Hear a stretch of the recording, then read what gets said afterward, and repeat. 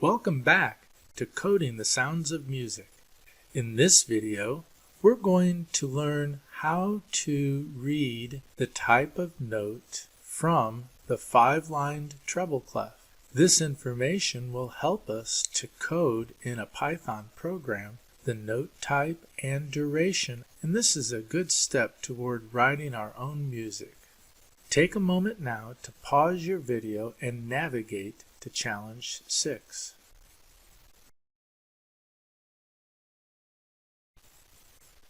Challenge 6. Musicians know the note to play by reading the music. Music is written on 5-lined staffs, and in this case, this is called a treble clef staff.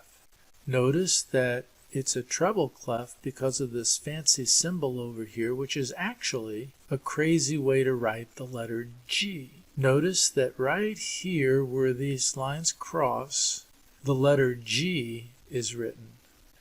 This represents the letter G that's a note. And so these 5 lines represent the notes E, G, B, D, and F as you go up the staff.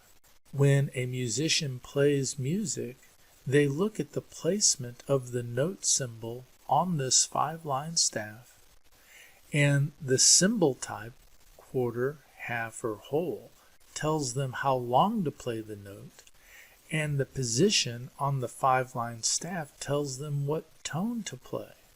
One way that you can remember the positioning of the notes on the 5-line staff is with Every Good Boy Does Fine. Every Good Boy Does Fine is for E, G, B, D, and F. That is, every good boy does fine. And this will help you to remember when a symbol is placed on a particular line, what note that is and what frequency will be played on the Innovator Hub. Let's move to the next page. Control, ClickPad to the right. Well, we learned Every Good Boy Does Fine helps us to remember the notes that are on the lines of the staff, but notes can also be placed in between the lines, and those notes can be remembered with face. F, A, C, E. So when a note is placed in between 2 lines, it's a note that corresponds with face. Now let's go to the next page, and sometimes notes are placed under the bottom of the treble staff. These notes are designated with a line through them.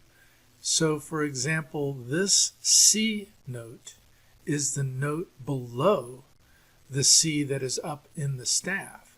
And we know that because of the line. And this D that is placed just below, similarly, is different than the one from the staff. So in this way, musicians can keep track of all of the notes that are in the piece that they're trying to play.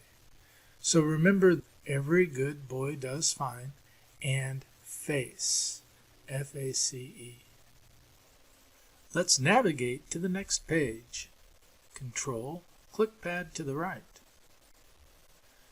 The piano has 88 keys.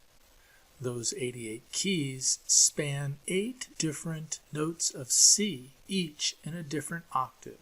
The middle C is the C in the 4th octave. And those are the keys that are in the C major treble clef. And notice the notes that are on the staff. Let's take a moment to listen to those notes played in ascending order.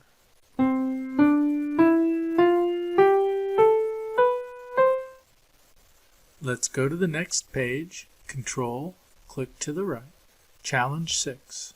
Read the 2 half notes from the staff and write a program to play each note at 100 BPM. Separate the 2 notes with a brief rest of 1/10 of a second using the sleep method. Well, there's a lot to this challenge, but I think you're up for it. First off, how do we know that those are half notes? Well, we'll recall that this symbol here has a base that is hollow, which means that it's either a half or a whole note. But then it also has this stem right here, which tells me that it's a half note. And remember, we learned about the three note types: quarter, half, and whole. So that's a half note. 100 BPM, we also learned that the tempo of a song can change, and that we can calculate the time interval for one beat by using our trusty formula 60 divided by the BPM. We now have learned that this 5-line staff, which is called a treble staff, and we learned that this is really kind of a big G right here, and it intersects with the G line on the 5-line staff, that we can remember the notes by their position on the staff using every good boy does fine. The top line on the staff is F and the bottom is E. And in between the lines are these spaces, and we remember that those spaces are face, F, A, C, E.